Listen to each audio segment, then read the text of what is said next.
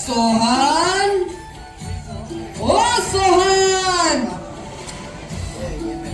अरे कहाँ मर गया? सोहन की माँ, ओ सोहन की माँ, अब ये कहाँ चली गई? हाँ बापू, क्या हुआ बापू? अरे आज मेरे लिए कोई क्या हुआ? इतना शोर क्यों मचा रखा है? अरे आज मेरे लिए कोई चिट्ठी आई कि नहीं? नहीं बापू, आज भी आपके लिए कोई चिट्ठी नहीं आई। अरे आप और आपकी चिट्ठियाँ। अच्छा, आज भी नहीं आई, लेकिन तुम देखना, एक दिन मेरे लिए वह चिट्ठी जरूर आएगी। सोहन! जी बापू। दिन ब दिन तेरी शैतानी बढ़ती जा रही है। वो आप खेत में काम करते करते बहुत थक गए होंगे, मैं आपके पैर दबा देता हूँ। अरे क्यों डांट रहे हो मेरे बेटे को? अब क्या कर दिया इसने? नौटंकी बाज हो गया तुम्हारा बेटा, फिल्मों में भेजो इसको। देख लो अपने सुपुत्र को, संभाल लो इसे। वाह, चल मोहन, टीवी ही चला दे। और सुन बेटा, मेरे कागज और कलम भी ले आ। जी बापू। एक चिट्ठी और लिखनी पड़ेगी।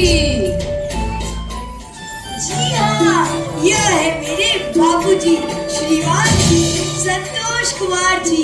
यह एक किसान है जिन्हें खाद्य सुरक्षा की बड़ी चिंता सताती है, फिर चाहे वह घर की हो या पूरे देश की। और इसी के समाधान के लिए इन्होंने सरकार को कई खत लिख डाले हैं और दिन रात उन्हीं खतों के जवाब का इंतजार करते रहते हैं। और इतना ही नहीं, सपनों में भी खाद्य सुरक्षा इनका पीछा नहीं छोड़ती।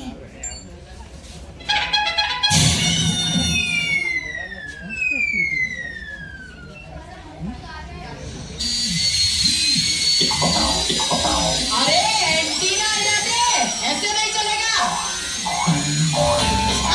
चल गया बापू। सुरक्षा का मतलब है जब किसी व्यक्ति को पौष्टिक भोजन अवेलेबल, एक्सेसिबल और अफोर्डेबल हो, यानी जब उस व्यक्ति को खाने की मौजूदगी, उपलब्धता और भोजन को उचित दाम में खरीदने का सामर्थ्य मिले, तभी वह व्यक्ति खाद्य सुरक्षित यानी फूड सिक्योर कहलाता है। ओह, बापू आज फिर टीवी देखते देखते ही सो गए।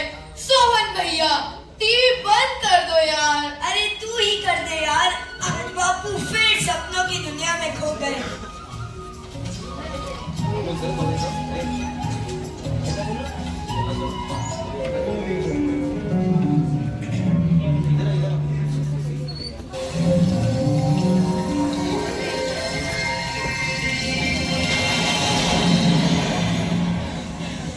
हे भगवान, इतनी तेज हवा चल रही है, लगता है आंधी तूफान आने वाला है।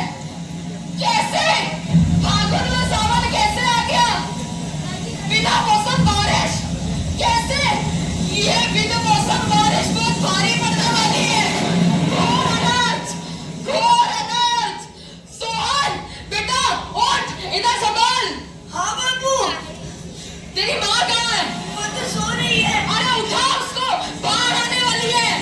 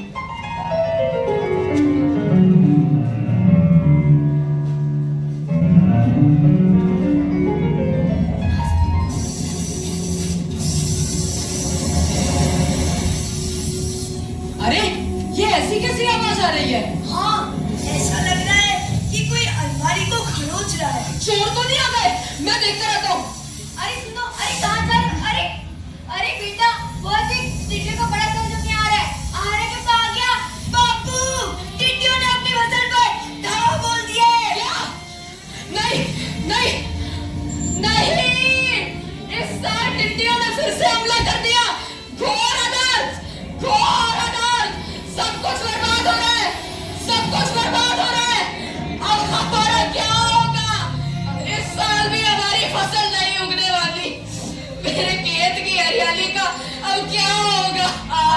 टीका की सारी फसल खा रही है, बचाओ मेरी फसल को। नहीं नहीं, अब हमारा क्या होगा? अब हमारा क्या होगा?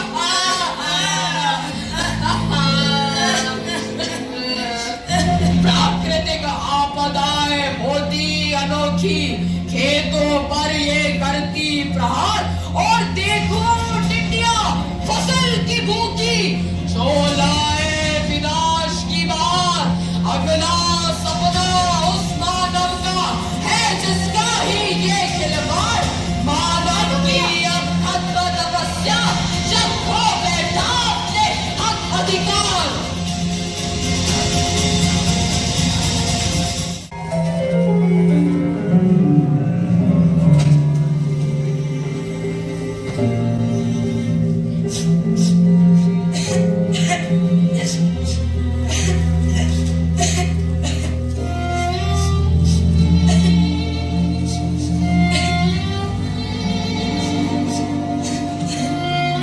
अरे बेटा, क्या हुआ तुम्हें? तुम क्यों रो रहे हो? कुछ नहीं हुआ है माँ। बेटा, क्या हुआ तुम्हें? माँ कुछ नहीं हुआ है। सोहन बोलो ना, क्या हुआ है तुम्हें? वो कल रात से मेरा पेट दुख रहा है माँ। क्या हुआ मेरे बच्चे को? क्यों दुख रहा है पेट? वो शायद मैंने कल कुछ खाया नहीं था ना माँ, इसलिए। बेटा, तुमने मुझे कुछ बताया क्यों नहीं? क्या तुमने वो रोटी नहीं खाई थी जो मैंने तुम्हारे रखी थी? मैं कैसे खाता माँ?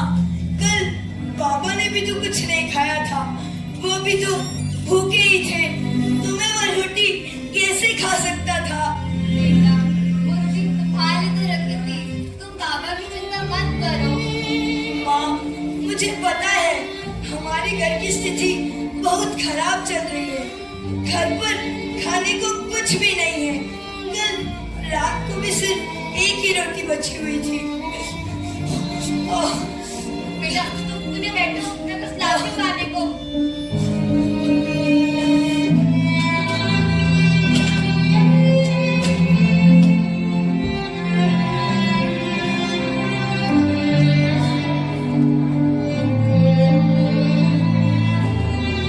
बेटा, ये लो, खा लो।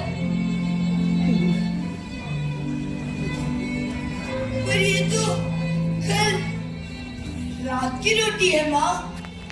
इसका मतलब कल बाबा ने भी कुछ नहीं खाया, वह भूखे ही सो गए, और आज सुबह भी वह बिना खाए काम पर चले गए।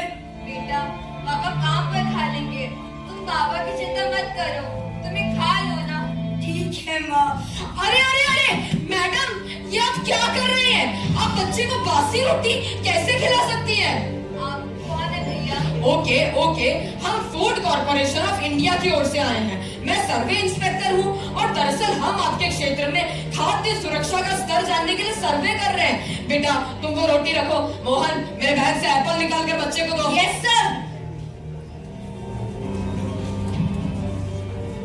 ये लो बेटा। Thank you uncle.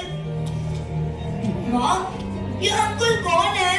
बेटा, हमारे खाने वगैरह के बारे में पूछना आए हैं। अच्छा, तो हमको रोज ऐसे ही पूरा खाना दिलवाएंगे? क्या आपको रोज पूरा खाना नहीं मिलता है? नहीं मिलता तो है, पर आप घबराइए नहीं, हम आपकी मदद करने ही आए हैं। आप हमें सब कुछ खुलकर बताइए। दरअसल साहब, जब राशन की दुकान पर सामान लेने जाते हैं तब हमें कम सामान देता है। उसे कुछ कहते हैं तो कहता है इस बार फसल अच्छी नहीं हुई है, दुकान पर माल कम आया है। उससे बहस करते हैं तो हमें भगा देता है। अब हम कहाँ जाए साहब, हमको ना जहाँ और कहीं नहीं मिल सकता। अनाज के अलावा जब सब्जी मंडी फल सब्जी लेने जाते हैं तब वहाँ के दाम भी अन्य स्थानों से इतने बड़े हुए रहते हैं, वह भी हम पूरे दिन ले पाते हैं। ये कैसी खाद्य सुरक्षा है साहब?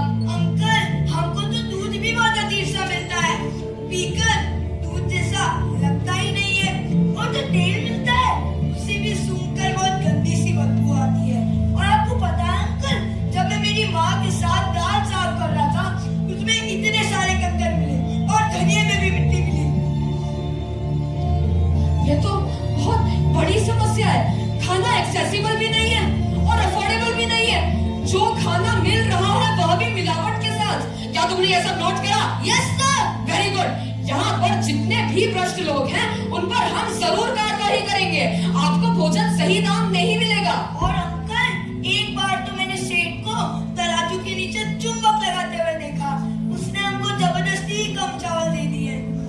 हमें इस क्षेत्र में एक डिजिटल वजन नापने वाली मशीन को लाना पड़ेगा, नहीं तो वह सेठ तो ऐसे ही करता रहेगा। अच्छा, आप एक बात बताइए, क्या आपके पास राशन कार्ड है? हाँ, राशन कार्ड तो है। फिर तो आप निश्चिंत रहिए। जिस भी परिवार के पास राशन कार्ड हो उसे 35 किलो अनाज, 5 लीटर केरोसिन, 5 किलो चीनी आदि कम दाम में खरीदने का पूरा हक है। सरकार द्वारा जारी किए गए पब्लिक डिस्ट्रीब्यूशन सिस्टम और 2013 में आए नेशनल फूड सिक्योरिटी एक्ट के अनुसार आप जैसे सभी परिवारों को भोजन अफोर्डेबल दाम में मिलना चाहिए। साहब, अगर हमें पर्याप्त अनाज मिलेगा भी तो उसका क्या करेंगे जब हम उसे खा ही नहीं पाएंगे? जी मैडम, मैं समझा नहीं। साहब, अनाज में इतनी मिलावट मिलती है, राशन की दुकान से लाने के बाद भी उसमें इतने कंकड़ मिलते हैं, वो तो हमारे लिए शुद्ध रहा ही नहीं। क्या तुमने ये भी नोट करा? Yes sir. Very good. हमने आपकी सारी बातों को नोट कर लिया है। हम इन सब पर जरूर गौर करेंगे। मैडम, वैसे एक बात बताइए, ये बच्ची इतनी कमजोर क्यों लग रही है? ये इतनी बीमार कैसे है? साहब, ये मेरी भतीजी है। इनके गांव में 2 साल से सूखा पड़ गया है।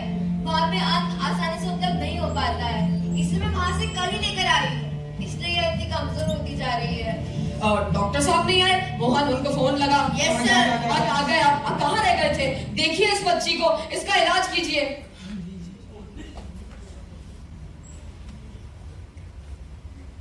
बेटा आ करो, जीभ दिखाओ। साहब, इसमें तो कुपोषण के लक्षण दिख रहे हैं। पोषक तत्वों की कमी के कारण इसे कमजोरी हो गई है।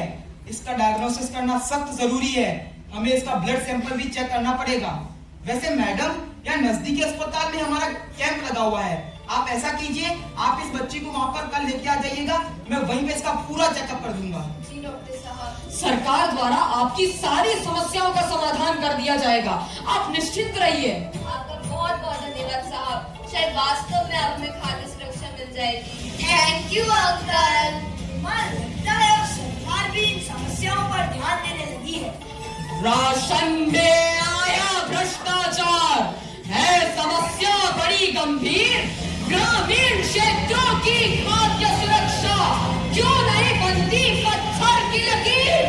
आ बढ़े अब इस कतार में, खाद्य सुरक्षा की बहती नदी में अगला सपना विद्यालय का चले बच्चों की उसी सदी में। और डायलॉग, क्या हालचाल? बस बढ़िया। वैसे गीता, तू बहुत कमजोर लग रही है। आजकल खाना वाना नहीं खाती क्या? अरे मोहन, तूने सुना नहीं क्या? वो इतने दिनों से बीमार थी। तू इसे ऐसे मत चिढ़ाया कर यार। हाँ, मैं बीमार थी। डॉक्टर ने कहा कि मुझे अनीमिया हो गया है और मेरे में आयरन की कमी हो गई है। लेकिन अब से मैं पौष्टिक खाना खाकर ही स्वस्थ रहूंगी। ये हुई ना बात। अरे वो देखो, शेरी बाबू आ गया। और गांव के बच्चों, क्या हालचाल है? तुम बताओ शहर के बच्चे, तुम्हारे क्या हालचाल है? वैसे रोहित, तुमने कल इंस्टाग्राम पर क्या डाला था? तुम कल क्या खा रहे थे? पूजा? अरे पागल, पूजा नहीं, पिज्जा। कल मैंने रेस्टोरेंट में पिज्जा खाया था। हाँ यार, तुमको तो कितनी स्वादिष्ट चीजें खाने को मिलती है यार। हम तो कैसी कैसी रोटियां और कैसी कैसी सब्जियां खाते हैं। मम्मी कभी बाजरे की रोटी, कभी चाउन, कभी टिंडे और कभी तो सत्तू की रोटी खिलाती है और कहती है यही अच्छा है, यही अच्छा है। अब तू ही बता, इसमें क्या अच्छा है यार? पता नहीं तुम्हारे जैसा स्वादिष्ट पिज्जा, बर्गर, पास्ता। अरे अरे, ये शोर कहाँ से हो रहा था? तुम सब क्या बातें कर रहे थे? मैडम, ये मेरे को बता रहा था कि कल इसने पिज्जा खाया। मैडम, ये झूठ बोल रहे हैं। मैडम, ये शहर का बच्चा है ना, इसलिए मेरे को चिढ़ा रहा है। तुम दोनों यहाँ पे खड़े रहो। गाँव में रहने वाले बच्चों, अपने आप को सौभाग्यशाली चलिए समझो कि तुम्हें ज्वार, बाजरा, रागी, कुटकी, कद्दू और सांभा खाने को मिलता है, क्योंकि वास्तव में यही मोटा अनाज सबसे पौष्टिक अनाज होता है। ये खाने से तुम्हारा स्वास्थ्य स्वस्थ और तंदुरुस्त रहता है। जी मैडम। हाँ, बिल्कुल सही। Good morning principal sir. Good morning, sit down. Thank you principal sir. पौष्टिक भोजन खाने से ही हमारे शरीर को सारे पोषक तत्व मिल सकते हैं। बस अफसोस इस बात का है कि हमारे देश में 6 में से 1 व्यक्ति को पौष्टिक भोजन मिल ही नहीं पाता है। अच्छा बच्चों, एक बात बताओ, क्या तुमने ग्रीन रिवॉल्यूशन के बारे में सुना है? नहीं सर। ग्रीन रिवॉल्यूशन एक क्रांतिकारी दौर था जिसमें हमने अपने कृषि उत्पाद को आगे बढ़ाने के लिए नई तकनीकों का इस्तेमाल करना शुरू किया था। वैसे मैडम, आप इन सब बच्चों को प्रोजेक्टर के माध्यम से ग्रीन रिवॉल्यूशन के बारे में जरूर बताना। जी principal sir. Okay children, now you can continue. Thank you principal sir. चलो इस चीज को मैं तुम्हें प्रोजेक्ट के माध्यम से समझाती हूँ। ग्रीन रिवॉल्यूशन के उस दौर में हमारे देश के कृषि वैज्ञानिक श्रीमान MS स्वामीनाथन द्वारा HYP यानी हाई यील्डिंग वैरायटी नामक विशेष बीजों का प्रयोग किया गया था। ग्रीन रिवॉल्यूशन की इन तकनीकों की वजह से ही आज हमारा देश आत्मनिर्भर बन चुका है।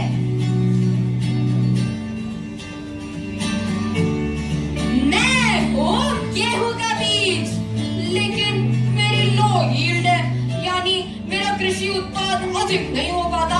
लेकिन हाँ, मैं डिजीज रेजिस्टेंट हूँ, यानी मुझे कोई भी बीमारी आसानी से नहीं लग सकती।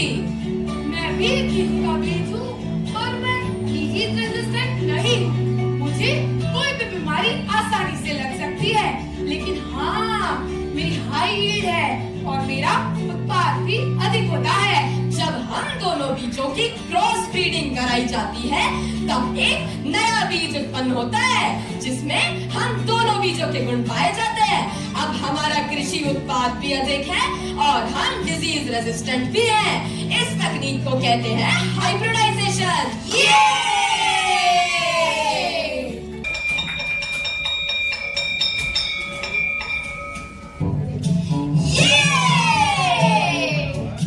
चलो अब हम खाएंगे मिट्टी मील।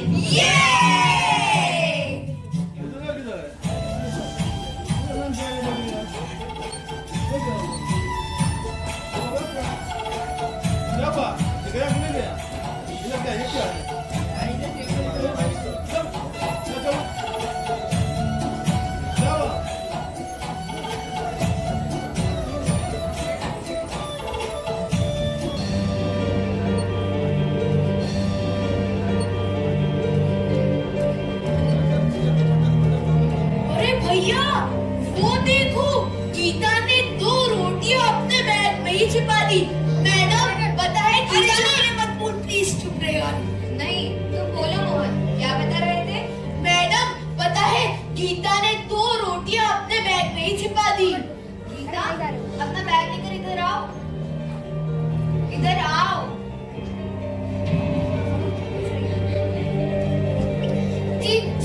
जी मैडम। अपना बैग दिखाओ। बैग दिखाओ गीता।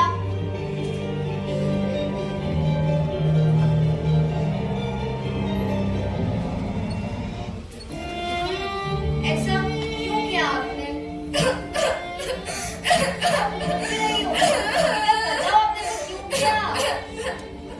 मैडम, मेरे गांव में 2 साल से सूखा पड़ गया है।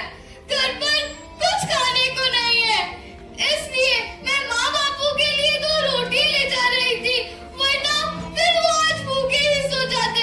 उनको भूखा रखकर मैं यहाँ पर कैसे खा सकती हूँ? बेटा, मैं आपका दर्द समझती हूँ कि आपके गांव में सूखे पड़ने के कारण खाद्य सुरक्षा का संकट पड़ गया है। तो बेटा, क्या आप जानती हो, ऐसे परिवार जो 2 वक्त का पौष्टिक भोजन भी जुटाने में असमर्थ होते हैं, उन्हें कई सरकारी योजना द्वारा भोजन प्राप्त कराया जाता है, जैसे अंत्योदय अन्न योजना और अन्नपूर्णा योजना। आप चिंता मत करो बेटा, मैं आपके माता पिता से मिलकर उन्हें जानकारी जरूर दूंगी। जी मैडम। विद्यालय में दिया गया भोजन आपके लिए तो है, आप इसके पोषण का पूरा फायदा भी उठाएं ताकि आपके भोजन में कोई कमी ना रहे। जी मैडम। पौष्टिक भोजन की कमी में डगमगाता यह संसार। बाहर का भोजन, पिज्जा, बर्गर और स्वास्थ्य के तुम्हें लगते हैं आसान। अब सपनों की इन कतारों का क्या हो चुका है अंत? क्या जाग उठे हैं विचार हमारे? क्या बुला रहा कोई पंथ? क्या बुला रहा कोई पंथ? क्या बुला रहा कोई पंथ?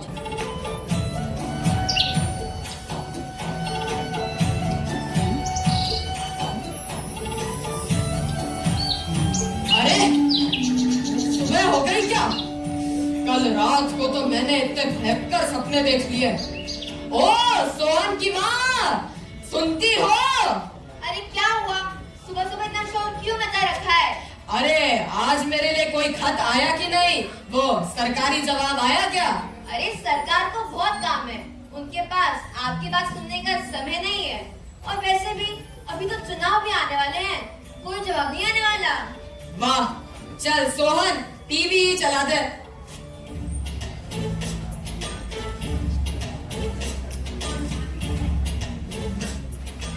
खाद्य असुरक्षा की समस्या के लिए सरकार ने कई निवारण निकाल रखे हैं। किसानों से उनकी गेहूं और चावल की फसल खरीद कर उन्हें एक निश्चित रकम दी जाती है। अनाज सरकारी भंडारों में रखा जाता है, जहां से वो हर जगह पर उपलब्ध कराया जा सकता है। उसे कहते हैं बफर स्टॉक। लेकिन ये बात सब लोगों को मालूम भी तो होनी चाहिए। अभी भी इतने लोगों की पहुंच से ये जानकारी दूर है। क्या होगा इसका समाधान? सोहन टीवी बंद कर दे। जी बापू। अरे बापू, वो देखो काका जी आए हैं। जरूर आपके लिए कोई खत लेके आए होंगे। अरे संतोष बाबू, आज बड़े दिनों बाद आपके लिए कोई खत आया है। लीजिए, शायद कोई जरूरी खत होगा। क्या बात कर रहे हो? लाओ काका लाओ, इसी का तो इंतजार था। देखना सोहन की माँ, जरूर सरकारी जवाब आया होगा।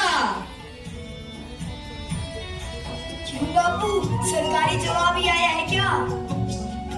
ओ सोहन की माँ, मैं ना कहता था एक दिन सरकार तक मेरी बात जरूर पहुंचेगी। आ गया सरकारी जवाब।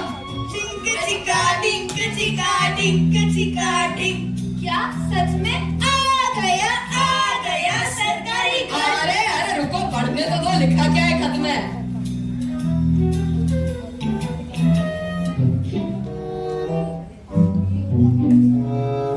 अरे इंटरव्यू है मेरा कल, बुलाया है दूरदर्शन वालों ने। उसके लिए तो मुझे शहर जाना पड़ेगा, अभी निकलना पड़ेगा। तो ठीक है फिर मैं चलता हूँ शहर के लिए। अरे सुनो, ऐसे कैसे जा रहे हो? वहाँ टीवी पर ऐसे दिखोगे क्या? हाँ बापू, वही वाला सूट पहन कर जाना, शादी वाला। हाँ लाओ, शादी वाला सूट लाओ भाई। मैं अभी जाकर लेकर आती हूँ। अरे सुमन भैया, बापू हम टीवी पर आने वाले हैं। टिंक चिका टिंक चिका टिंक चिका टिंक।